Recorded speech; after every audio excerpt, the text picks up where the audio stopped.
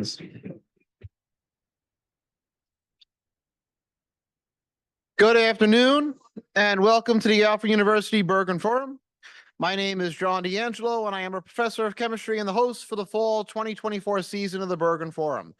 Today is Thursday, October 31st, 2024. Happy Halloween, and yes, I am dressed as a garden gnome.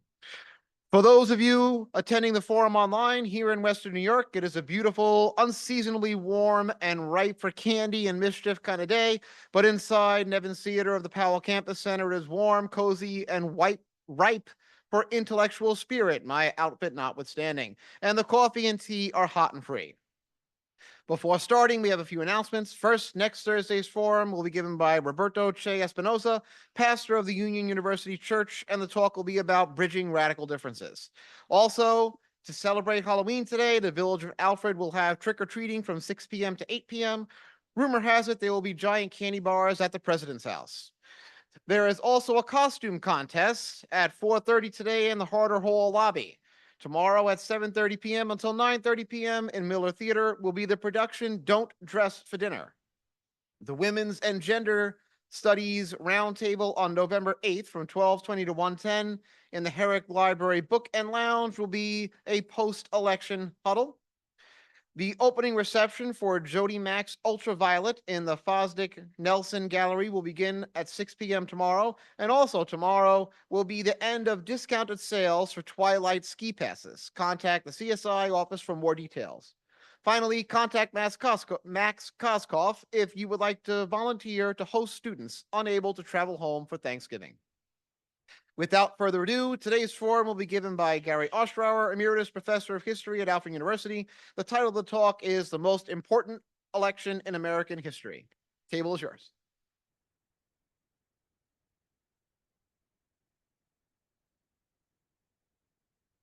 Good afternoon. I got a couple of preliminary comments that I would like to make. The first being, if you have a cell phone, please mute it. Secondly, if you have a cell phone, please don't use it for the next 45 minutes, just out of courtesy to your neighbors there. It's a little distracting to people in back of you and so forth. So if you could, simply observe that. Thirdly, I want to, I've given about, 35 to 40 Bergren forums over the 50 years. Literally, this is the 50th year that we have had Bergren forums. And in all of those Bergren forums, I have never dedicated a Bergren forum, but I am going to do it to 4 people today. I want to dedicate this to my daughter, who's been struggling for the last couple of years with breast cancer. I want to dedicate it to my brother, who has a twin brother who unfortunately has a trifecta. He has prostate and pancreatic and liver cancer and so forth, but he's doing okay. I want to dedicate it to my wife, who has been incredibly supportive, especially of my daughter. I think she's just, words fail me in some ways. And fourthly, I want to dedicate this to Emrys Westacott, who ran the Bergren Forums for the last 20, 22 years or thereabouts. I think he's done a superb job. He has allowed me to, do these forums and so forth. And so I kind of honor all of these people with what I'm going to say today. Now, I call this my subtitle, which is not here, is the most important election in American history. I think that's exactly right, with the possible exception of one other that I'll talk about in just a moment. There's something I think, and by the way, I'm going to be reading most of this because that allows me to say exactly what I really want to say. I'm not going to forget to say something, but I do want to, just kind of begin by, noting that there really is something I think very preposterous about American culture this year, certainly American politics this year.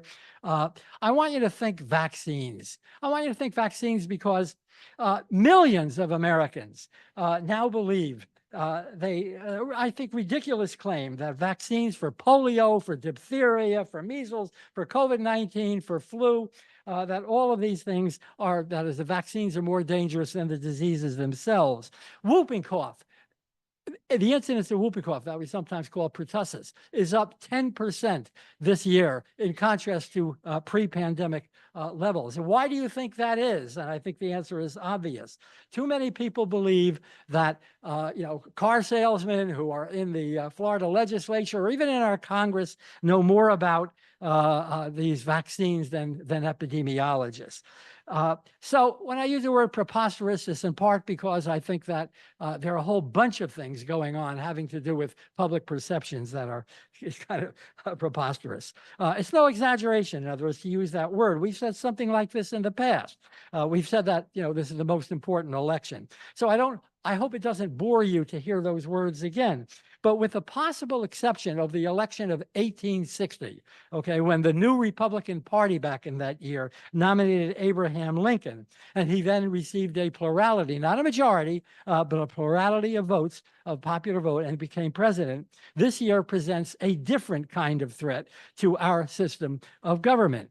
One of our two major parties, one of our two major candidates this year has said in no uncertain terms that he will be a dictator on day one. Now, look, I'm a historian, and I want to tell you that no dictator in world history has ever been a dictator for only one day, okay? Once you got that power, you keep that power, you utilize that power, you abuse that power. And we have a candidate who has recommended that we suspend our Constitution in order to deal with immigration and with protesters who refuse to support him. We have a candidate who told the evangelical audience in North Carolina a few weeks ago that this will be the last election in which they will need to vote. We have a candidate who cast his opponent as a communist and as a fascist and as a lunatic and as a dangerous far-left radical who wants to destroy America. He calls her stupid and mentally deranged. He calls her evil, a word that we have never heard before in any presidential election by a major party candidate. Not the Federalist Party, nor the Jacksonian Democratic Party, or the Whig Party, much less the modern Democratic or Republican parties. We have a candidate who routinely belittles, think about that word for a minute. He routinely belittles his political rivals, little Mario Rubio, sleepy Joe Biden. And I think that, Sleepy was one of the seven dwarves. Okay, crying Chuck Schumer, mini Mike Bloomberg. And yet he oddly calls his current opponent a monster, as he did, this very, very month, a monster. And his MAGA allies, I think, believe this kind of stuff. So look, we have a candidate who has said this month that the deportation of 15 to 20 million immigrants will be a bloody affair. We have a candidate who expressed indifference, okay, indifference. He said, so what, okay, indifference to the fate of his vice president when the vice president's life was threatened on January 6th of 2021. We have a candidate who has violated his oath of office to defend the Constitution, and I suspect, who has never even read the Constitution. He was once asked, what's the most important part from the Constitution from your perspective? And his response was Article number 12, which might have made sense if there was an Article number 12, but there are only 7 articles in the Constitution. But most important, we have a candidate who has repeatedly demanded the incarceration of his political opponents. Opponents who he views not as legitimate adversaries, but as enemies who are more dangerous, as he said last week, than Kim Jong-un in North Korea and other genuine enemies abroad. He advocates using our military to deal with protesters, people like you and me, a prospect that alarms officers like Marine General John Kelly and former chairman of the Joint Chiefs of Staff, Mark Milley. No wonder they have accused him of being a fascist. No mincing of words here. And I'm going to come back to this topic of fascism quite a bit, a little bit later in this talk. Now, look, that candidate has time and again refused to say that he will accept the results of the 2004 election. Moreover, he has said that the only way that he can lose the election is if his opponents rig it. In short, He will accept the verdict only if he wins. He's already justifying the use of force to return to the White House. We have never been in this kind of a situation before, not even in 1876, when we had a disputed election between the winner of the popular vote, Democrat Samuel Tilden, who was the mayor of New York back in that period, and his Republican opponent, his name was Rutherford B. Hayes, who eventually was inaugurated once he received disputed electoral votes after a very, very sleazy political deal. Now, look, let me back up a bit. In 2016, and I say this without a shred of modesty, I predicted that Hillary Clinton would lose the presidential election. Few others offered such a prediction, though honesty reluctantly requires me to admit that I didn't think that Donald Trump would win. I actually thought that the election would go to the House of Representatives after a disputed result. Well, it didn't go to the House of Representatives, of course. And by the way, if it went to the House of Representatives, I thought that a very obscure candidate from Utah, his name was Evan McMullen, would actually become the next president of the United States. I want you all to forget that. And if you ever mention that to anyone, I will deny it. Okay? In any case, Trump won with the help of an inept Clinton campaign and with the help of Russian aid, as a Republican-dominated Senate committee had confirmed. He promised to surround himself with the best people, and he did. That is, until he fired them, okay, until he fired virtually everyone who had not already resigned in light of his very erratic and his irresponsible behavior. Now, should we therefore be surprised that over 100 former Trump administration officials, including fully half of his initial cabinet, now publicly support Kamala Harris? Some, like the retired generals I mentioned a few minutes ago, have complained that Trump admires autocrats and murderous dictators. My guess is that another retired Marine general, Trump's first defense secretary, his name is James Mattis, okay, shares this complaint. In 2018, Mattis resigned after Trump suddenly removed, inexplicably removed our troops from Syria and really stabbed our Kurdish allies in the back. And these men have plenty of company. 111 Republicans. These are not Democrats. These are not left-wing Democrats. 111 Republicans who served as former defense and military officials, many of them in the Trump administration, have signed a public letter in support of Harris. How have they justified this political about-face? Okay, I'll let them speak for themselves. This is what they said. As president, he promised daily chaos in government. He praised our enemies. He undermined our allies. He politicized the military. He disparaged our veterans. He prioritized his personal interests above American interests.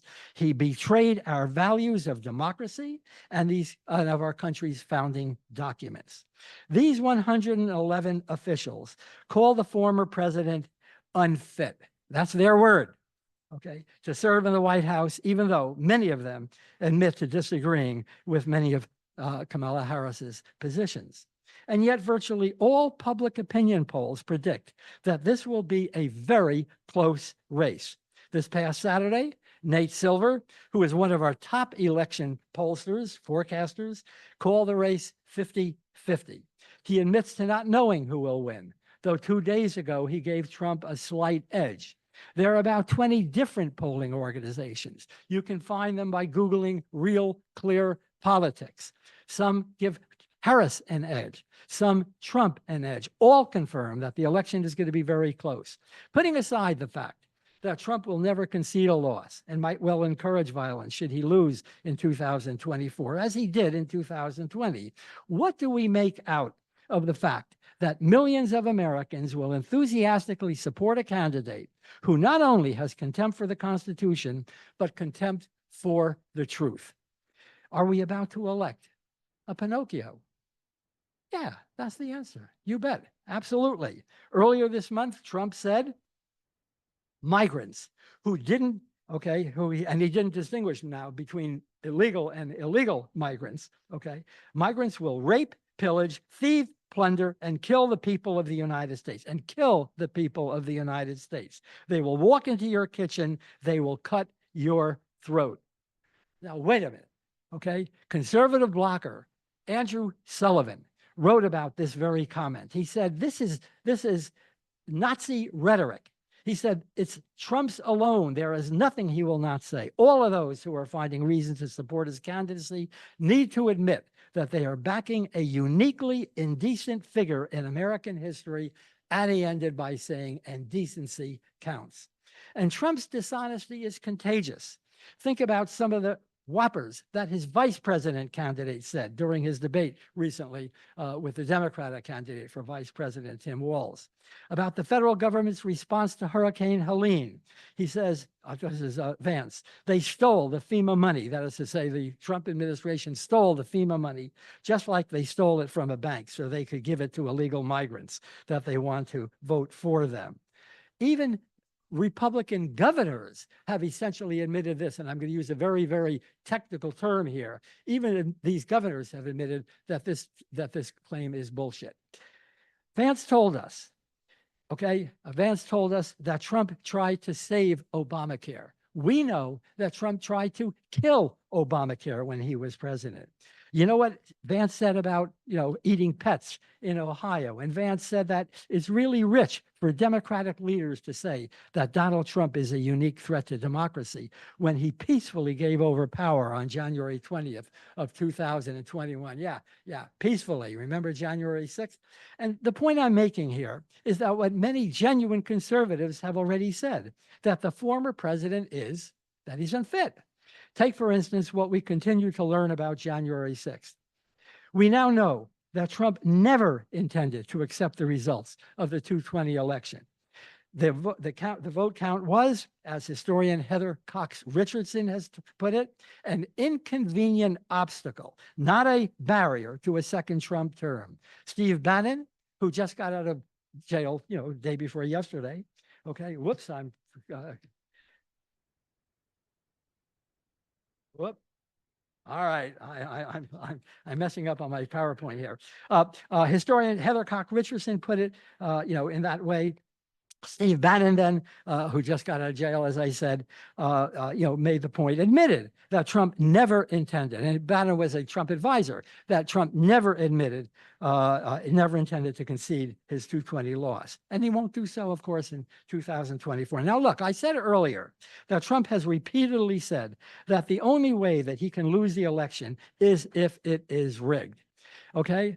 And that he didn't, I think I've made my point about that already.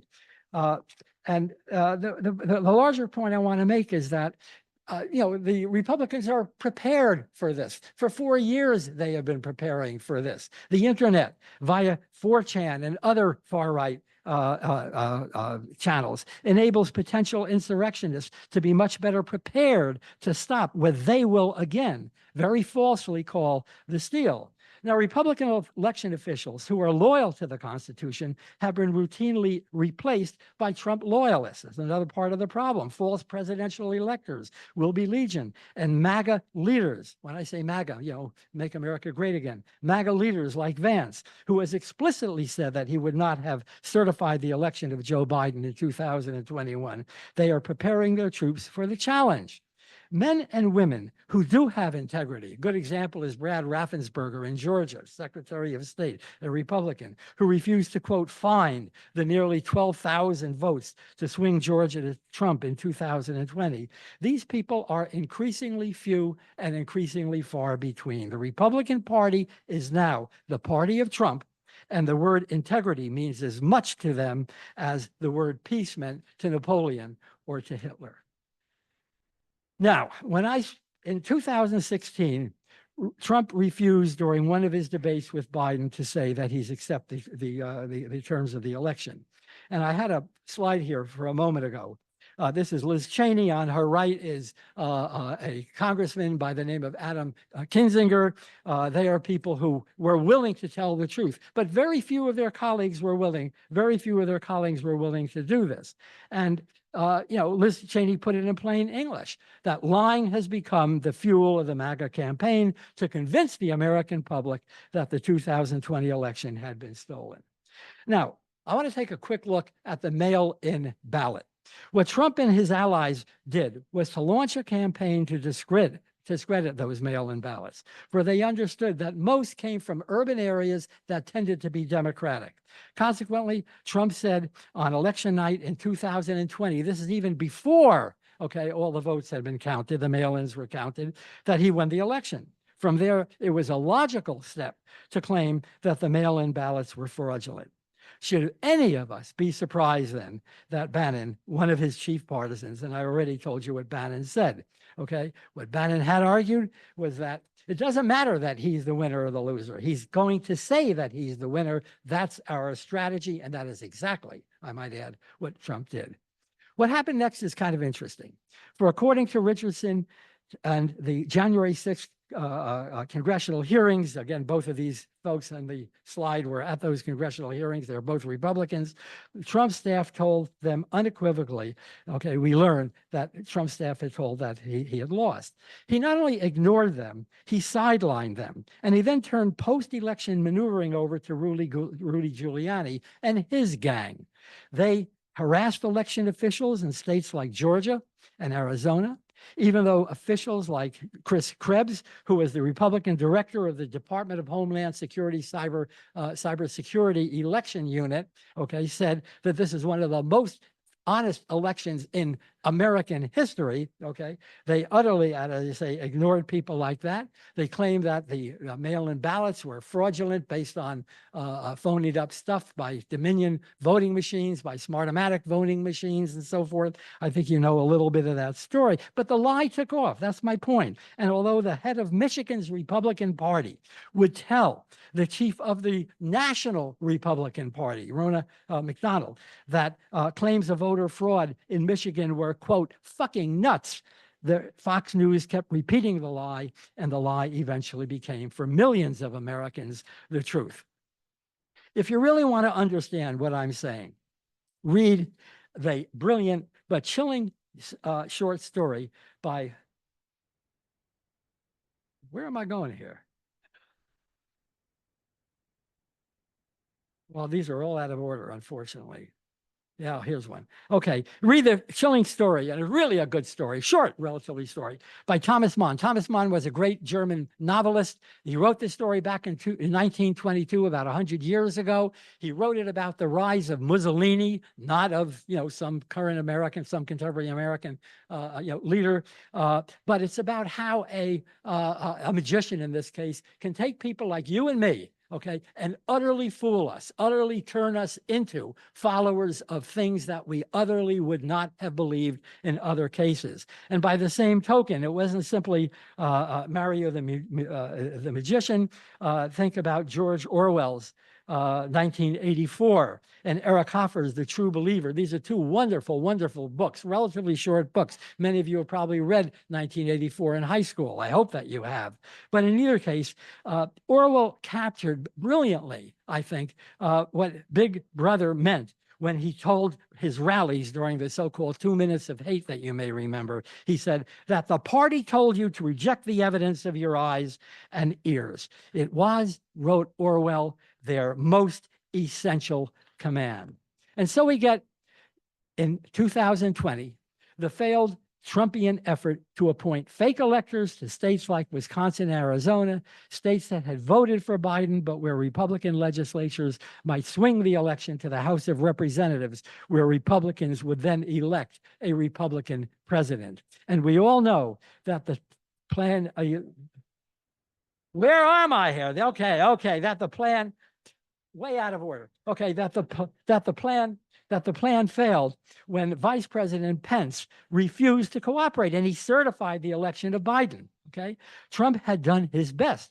He had called Pence and told him that hundreds of thousands of people would hate his guts if he certified the election. And he complained that Pence was too honest. Too honest. Trump told his followers to fight like hell and then encouraged, okay, they marched to the Capitol and they did exactly that. 5 dead, $3 million in damage to the building, 140 police injured, 450 insurrectionists in jail today, and over 1,500 of them have been charged. Now, again, there's some history here.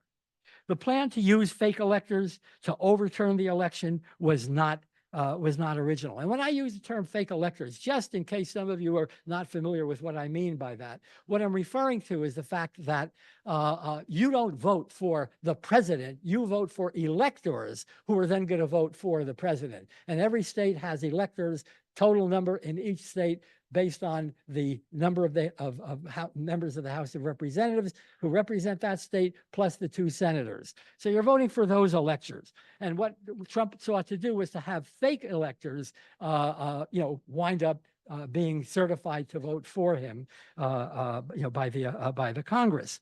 As I mentioned, this had been used by Republicans in 1876, but to elect Rutherford B. Hayes. Now, does history repeat itself? And the answer is, yeah, sometimes. Not very often, but sometimes, occasionally. We should also remember that Pence's refusal to go along with the coup d'etat nearly cost him his life. Mr. Dooley said years ago that politics ain't beanball. Now, the rest of the story, I think, is well known. Pence, of course, refused to go along with the plot. He refused to go along with it because he had read the Constitution, okay, and therefore he believed he did not have the authority to refuse to certify the actual winner. But next week's election is already running into a major problem. And that's that 230 Republican candidates running for office today are 2020 election deniers. In other words, they falsely claim that Trump won the election of 2020. They offer many versions of the lie by charging Democrats with inviting millions of illegal immigrants to vote for him, by Harris having engineered a coup d'etat to take the election away from Joe Biden, the nomination away from Joe Biden, and a number of other things. Of course, the whole mail-in ballot thing.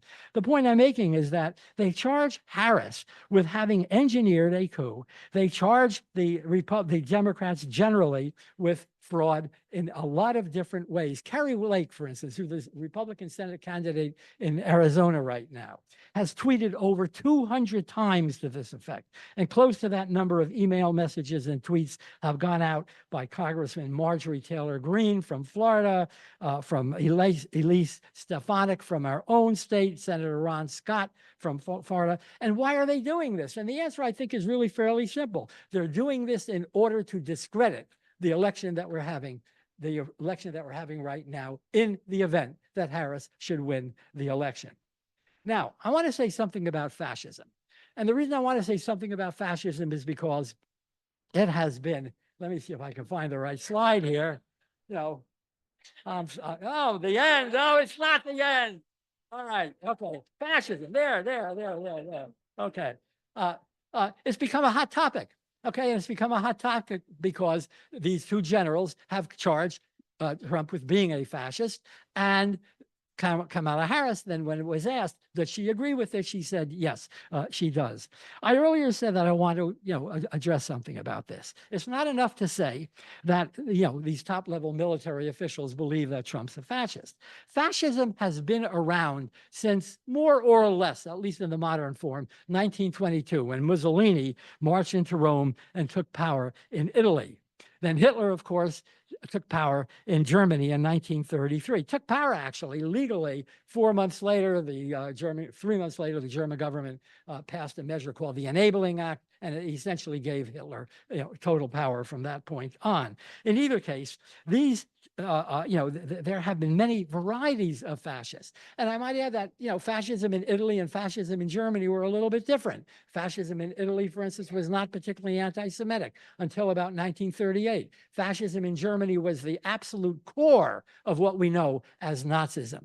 Fascism in Japan was a little bit different. So, there are varieties, if you will, of fascism, or to put it in a slightly different way, where communism has a clear-cut, doctrine, where liberalism in its own way has a pretty clear-cut doctrine. Fascism does not. Okay, it does not. But by the same token, it does have certain characteristics that we find commonly in almost all of these countries which are fascist. And I want to outline some of them so that you can judge for yourself as to whether or not General Kelly and General Milley are correct in calling Trump a fascist. First of all, I do want you to remember that during the Second World War, when the United States was fighting three fascist countries, namely, Germany, Italy, and Japan, okay, when the U.S. was fighting them, we lost 410,000 men killed in action. Okay, so that, there's a price, a high price that we paid for our opposition to fascism back in that period. And what the Army did, and I believe it was 1943, was to print a little pamphlet explaining what fascism is. And I think that, to note some of the characteristics that pamphlet provided will give you a reasonable sense as to what I'm talking about here. First of all, fascism is the essence of power by one man, by a dictator who stands above the law. And I think that most of you are aware that Trump has said that only I can fix it. The Supreme Court, with his own nominees, has very recently granted him immunity from prosecution if he commits crimes, any president for that matter. But, it makes the president standing, and it leaves him standing above the law. Secondly, fascists promote extreme nationalism. They promote extreme patriotism. They wrap themselves in the flag, literally sometimes, but mostly figuratively. Thirdly, fascists consolidate power by targeting scapegoats who they identify as the source of all evil. For Hitler, that scapegoat were the Jews. For Trump, that scapegoat are immigrants. Fourthly, fascists reject the concept of a loyal opposition. All opposition is seen as disloyal and must be crushed, jailed. We know what Hitler did. He put them into Dachau in 1933 and eventually into Auschwitz. Fifthly, fascists reject the concept of speech and of a free press. That's why he calls newspapers that oppose him enemies of the people. Fascists believe in action, in struggle. They are anti-intellectual, and that helps to explain why they ban books and why they burn books. As a German writer, Hermann Heinrich had said, men who burn books, wind up by burning people. Fascists trade and talk about blood and race. That's why Trump calls immigrants vermin, which is a favorite term, I might add, of Hitler. And why his chief immigration advisor, Stephen Miller, claims that we must preserve America for Americans. Hitler said, German for Germans. Okay, immigrants, Trump once said, poison our race. Finally, fascists hark back to a golden age that we must recreate. For Mussolini, it was the Roman Empire. For Trump, it was a kind of mythical medieval period. And for Hitler, it was a medieval period. And for Trump, make America great again. Even if America making it great again, I'm not quite sure he fully understands what that means, might mean recreating the America of the 1950s when we had things like segregation and subordination of women and so forth and so on. Be it as it may, the point I'm making is this, that fascism is a complicated concept. But I think I've offered at least a hint as to why some of our most distinguished military officers, men who have historically been reluctant to involve themselves in politics, have come out swinging during the past few weeks. I'm not talking, again, I repeat myself, I'm not talking about left-wing Democrats. I'm talking about military officers who worked with Trump for years. Let me see how much time I have left. Not a lot. What about Harris herself? What do we really know about her? Not as much as I wish I knew. Certainly, I have some questions that may remain unanswered for I don't know exactly how long. Will she have the backbone to confront dictators like Putin in Russia or like China's Xi Jinping? Will she demand that American defense contractors stop relying on Chinese-made components for weapons? Will she devise a long-range strategy for dealing with a rising China and an America that may in fact be in a period of some decline? Will she challenge President Xi when he, not if, but when he eventually decides to annex Taiwan? Will she seek to deter Iran from developing nuclear weapons? And I might add that Iran is developing nuclear weapons in part because under Trump, the United States it ended an agreement with Iran that would have prevented the Iranians from doing that for 15 years. But in either case, I'm not quite sure how Harris is going to deal with that. Will she be willing to restrain the spending that many of her progressive allies in the Democratic Party have demanded of her social programs? Will she curb the overuse of executive power? Biden used executive orders rather than acts of Congress 160 times during his presidency up to today. Trump used those executive orders 220 times, and I'm uneasy with all of that. I think that executive orders have been overused, but that's another topic that I'm not going to get into right now. In short, I have some doubts about Harris, but I also admire the way that she has handled many subjects, including her emphasis on compromise. And I would argue, and I've told this to my classes for years and years, that the genius of American politics has been compromise, has been our willingness to compromise. And the only time in which that willingness to compromise broke down was during the 1850s. And you know what happened by 1861 when the war broke out, the Civil War broke out. And of course, very lately, compromise has also broken down. I also admire her record of bipartisan cooperation. I admire her unambiguous support for women's reproductive rights. And by the same token, her very, I think, balanced approach to this very delicate subject that we call Gaza today. Even more importantly, there are two things that I know for certain. Number one, she has read and she respects the Constitution, and she will not violate her oath of office. And number two, she has the character and the integrity to be our president. Don't underestimate the importance of character. Now, before I conclude, I want to offer a word about why half the voting public will support Trump on Tuesday. Inflation, opioids, wealth that is not evenly divided. The public wants change. More than 50% of the public, Democrats and Republicans, said that they want substantial change. And Harris is hobbled by her connection to, the status quo. She's hobbled by her connection to Biden. We know that non-college age men, especially white men, find his anger appealing. Many males, like manly men like Trump, offers himself, Hulk Hogan, who you saw at the Republican convention. Trump conveniently ignores the fact that he dodged the draft during the Vietnam War when he says outrageous things like calling wounded soldiers suckers and losers. Many admire him as the anti-politician. They may not fully believe that wounded soldiers are suckers, but they see Trump as the anti-politician, understanding that no conventional politician would ever say that.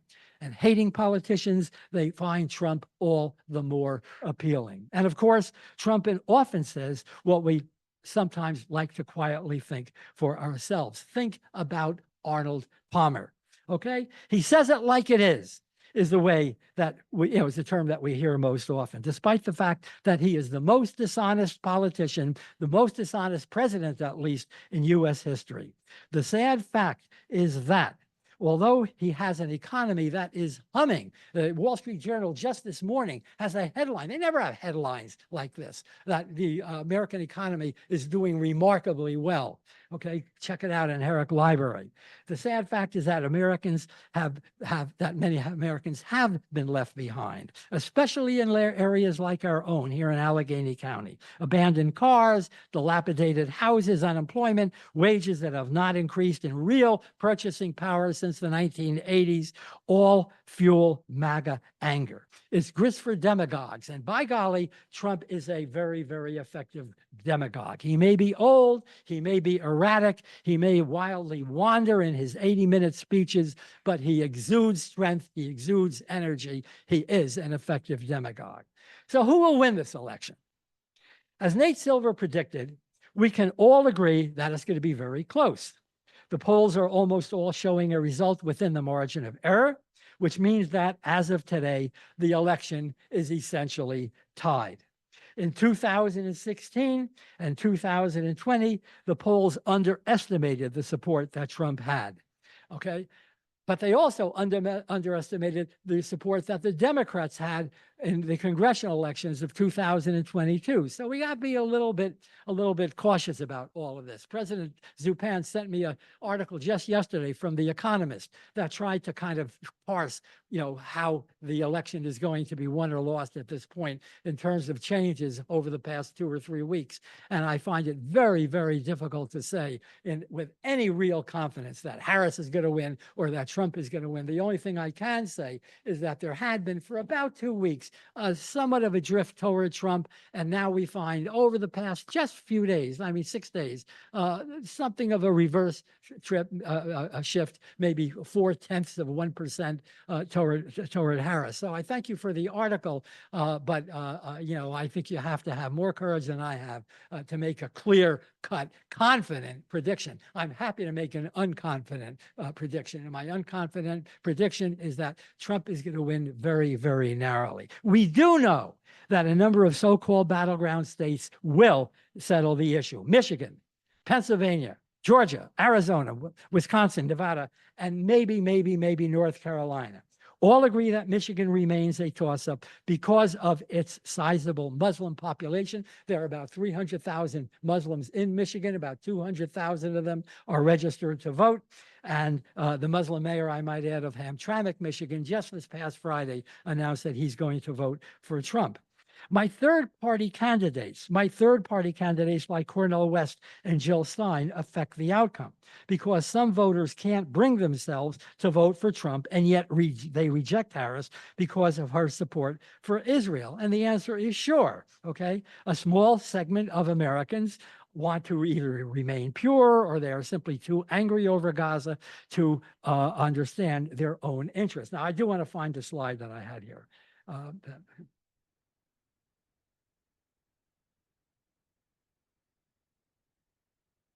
Here we are. Okay.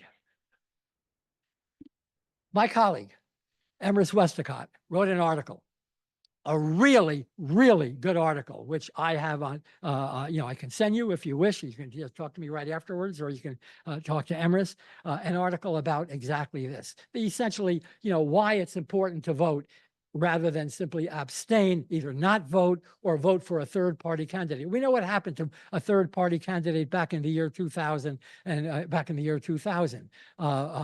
George W. Bush became president because in the state of Florida, in that very, very critical state of Florida, there were 67,000 votes for Ralph Nader, the third-party candidate, and George Bush won the election by 547 votes. That 547 votes shifted the Electoral College toward Bush, and he therefore became our president. And as a result of that, here's what we got. We got a weaker EPA, okay? We got more how shall I put it? Impure water, impure air. We got a war in Afghanistan that continued on indefinitely. We got a war in Iraq that never should have been fought because it was justified on, really dishonest terms. And so the point I'm making is that, maybe you should hold your nose, but vote, okay? But vote because the alternative is ultimately worse. So in either case, the point I want to make finally is that the battleground states are indeed key to this election, but it raises a question. Why then has Trump been campaigning occasionally in New York, as he did last weekend at Madison Square Garden, and in Colorado, a Democratic state, and in some other Democratic states, I suppose, most importantly, California? Why has he been campaigning there? And I would suggest that the answer is perhaps because he's a quirky guy, okay, running a quirky campaign. We know that in Michigan the other day, or maybe it was in North Dakota, I guess.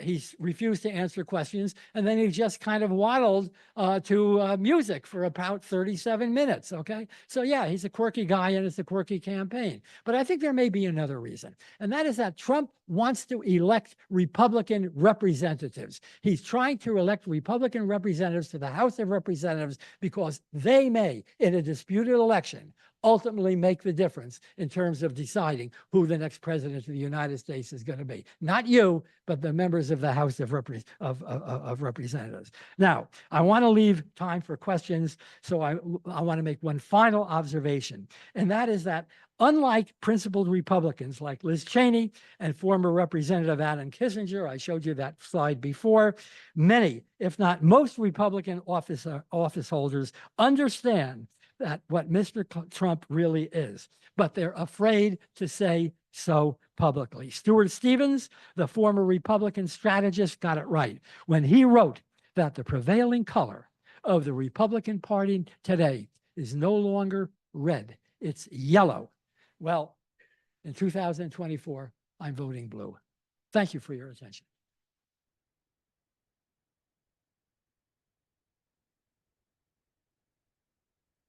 And I'm happy to answer questions. John D'Angelo has a mic, so you can answer your question and people will hear. Hi, Gary. Thanks so much for this presentation. So I'm asking this question as a journalist, not faculty. So this is institution college, right? We should see all the perspective. It's not religious place like mosque, church, or synagogue. So you brought us some potential dangerous scenarios if Trump wins. So how about the other side? So is there any, do you see or do you consider any dangerous possibilities if Kamala wins? For example, so 74 million people voted for Trump. So we cannot ignore all of them like, oh, they are just like wrong, right? There are faculty, journalists, like a bunch of different job people voted for him. So he also technically abused some problems in the country. Like, for example, do you see any dangerous possibility if Kamala wins, like southern border in terms of national security? Or Democrat Party didn't have election, right? Kamala Harris was assigned technically.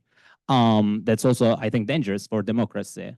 Or maybe economy, or Kamala or Obama and Kamala Harris administration has zero control over Israel. And so in terms of foreign policy,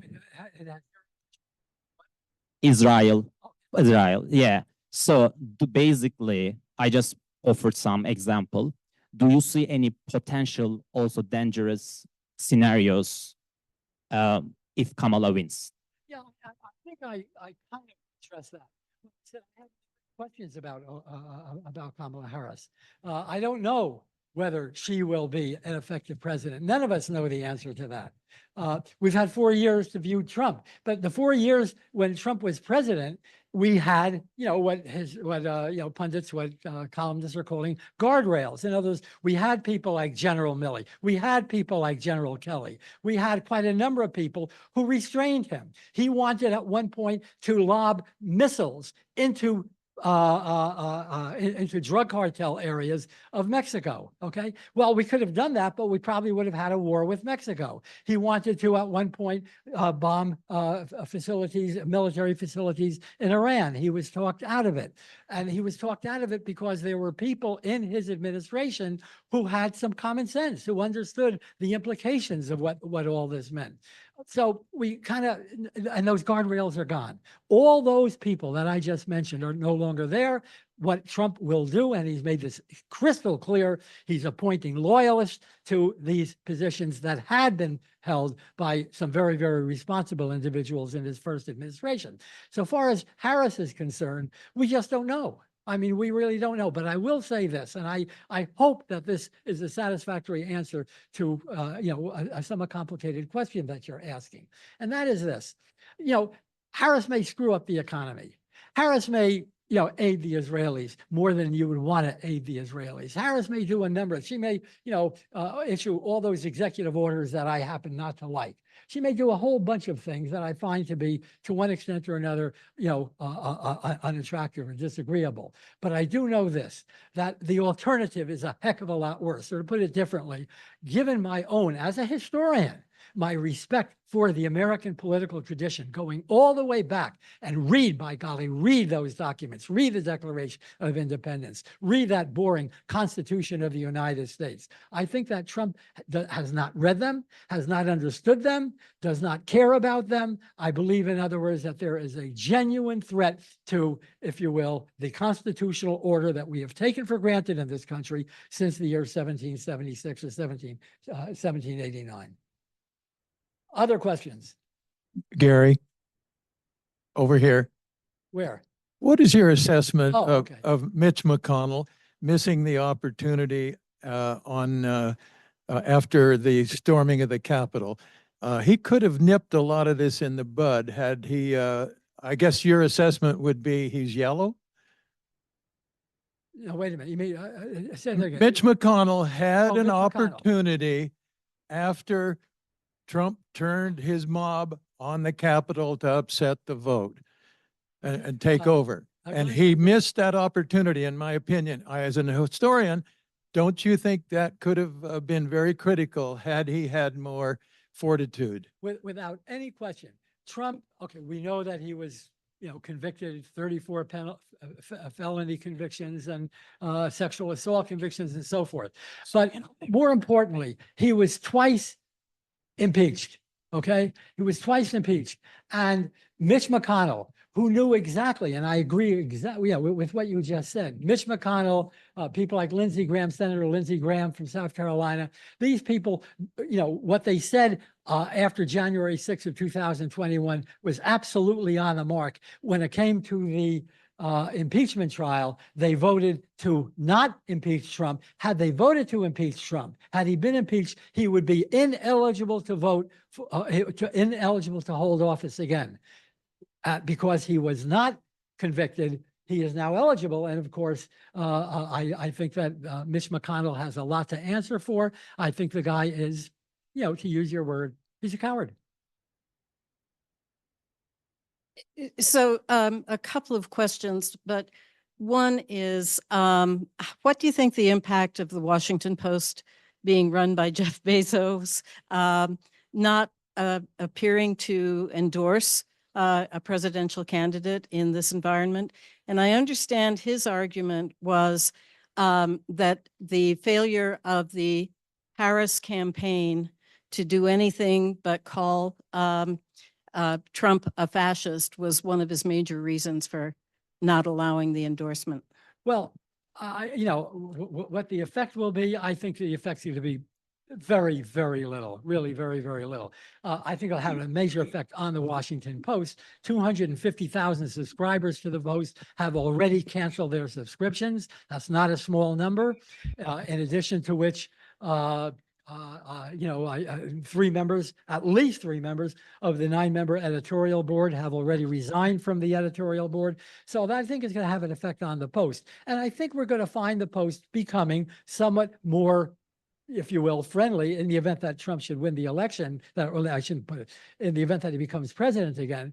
I think that the Post is going to make its peace with Trump. And I say that in part because Jeff Bezos, who is the is the owner of the Washington Post, owns more stock in the Post than any other single individual, and is like the second wealthiest person in the world. You'd think that he was, able to withstand this kind of thing. He may remember what happened to the oligarch in Russia, a billionaire who was imprisoned by Putin. In other words, your wealth doesn't necessarily protect you against what dictators tend to do. And more importantly, Bezos has a huge economic stake in Amazon. And if the government says From now on, Amazon, you're not going to be able to utilize the U.S. Postal Service. You're not going to be able to advertise in the way that you do on the air and so forth and so on. There's a lot of damage that a president can, if he so wants to do, to inflict on a organization, can do that. So, it hasn't been done in the past, but that doesn't mean that it can. And I don't know Bezos's motives. I do find, as a historian, I know it's very, very difficult to know what people are really thinking. Okay, so we speculate, and if we have hard evidence, that's great. Then we can make our judgments about that. But if we don't have hard evidence, the likelihood is that, we're going to, we'll guess, I have a hunch, I suspect, you've heard those words before. I don't really know what prompted Bezos to do what he did, but my hunch is that it had a lot to do with the economic effects of a Trump presidency.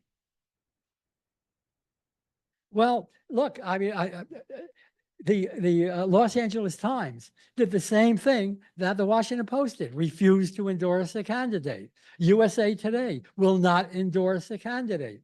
So, I mean, we get used to it, folks. We're in the 21st century. This is not the America that you may remember from your childhood. We have time for one more. Hello. So in the middle of your talk, you said something about how one of the greatest strengths of Harris's campaign is the emphasis on compromise and bipartisanship and working together.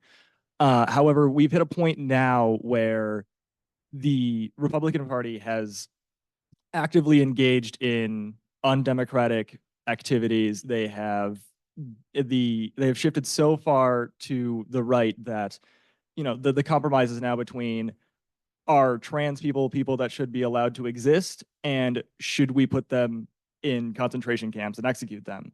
And a lot of younger people aren't seeing the point in compromise anymore when the two sides are so far apart that the reality is, do people's lives matter or do they not? And at what point do you think that the commitment to bipartisanship from Harris's campaign and the Democratic Party broadly goes from being one of its strengths to something that is severely hindering it? I'm not, I may not answer the question because I'm not 100% sure of exactly where you were going at the end when you said that, the Harris campaign going from strength to I think, to ignorance, you said. Look, Winston Churchill said years ago, democracy is the worst form of government, except for all the others. And I think, I have a lot of sympathy for that. People are not that well informed. And it's kind of ironic because we have the ability, especially in the internet age, to be extremely well informed, and yet we're not, okay? And we choose, in a sense, not to be. So we'll watch TikTok videos instead of reading, the editorial page of the Washington Post or the New York Times or something along those lines. So, I don't really know, what to say about the Harris campaign. I do have this. I have a certain amount. I think that Harris is, in spite of all the comments about being a lunatic and having a low IQ and all that crap, being a monster, I think that she is in many ways a very conventional Democrat. She's not a far left Democrat. She's certainly not a far right Democrat. I think she's a very conventional Democrat. And by and large, conventional Democrats, ever since the New Deal, have been committed to civil rights. They've been committed to civil liberties. They've been committed to, among other things, those things that we call, reproductive rights for women, certainly to, trans rights and so forth. Are there issues here that, are a little trickier? Should trans women be allowed to compete in women's sports? I think we could differ on that. I mean, I think that there's probably no consensus, even in this room. But so I'm really kind of ducking your question a little bit by saying we haven't seen this administration yet. We're going to have to wait to see how that works out. It's about 10 minutes after 1 o'clock. I'm thanking you very much for your participation, for your willingness to be here. More than 16 people at the Bergren Forum. Thank you again. Thank you all. See you next week.